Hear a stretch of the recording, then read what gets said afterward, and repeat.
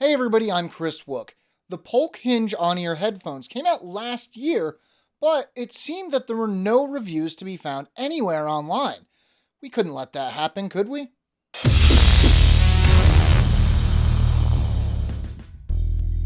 Taking a look inside the box, you'll find the Polk Hinge headphones tucked inside the included carrying pouch. The only other two things in the box are the removable cable and the manual. The Polk Hinge on-ears are available in two color schemes, black and brown. We're looking at them in black and find it to be nice, though the brown model has a certain retro appeal. Most of the headband has the look of stitched leather and contrasts nicely with the brushed metal that makes up the rest of it. The ear cups pivot and are quite adjustable. This, combined with the easily adjusted headband, makes finding a good fit fairly simple. Ear cups are nicely padded, and I found them to be comfortable even after a few hours. But if you're not especially fond of on-ear headphones, it isn't likely that these are going to change your opinion. The build feels fairly solid, and there are no creaks while adjusting the headband or ear cups.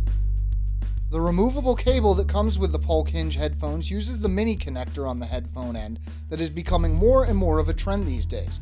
While the rise in popularity of this type of connector does mean that replacement cables will be easier to find, we still prefer 3.5mm jacks on both ends.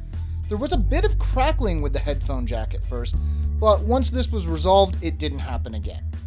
The remote is of the 3-button variety, which works fine on iOS devices, but likely won't fully function on Android devices.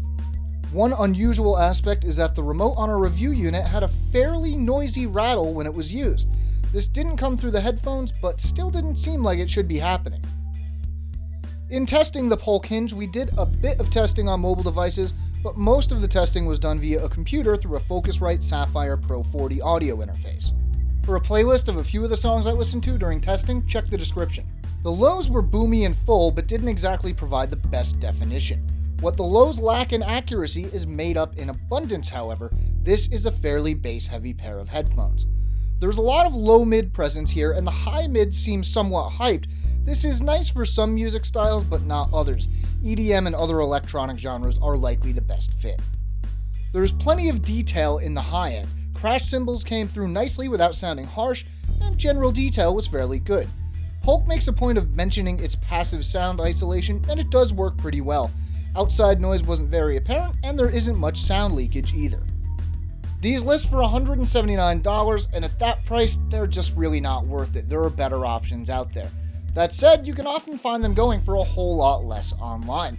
If you can pick these up for, say, $80, they're worth a look.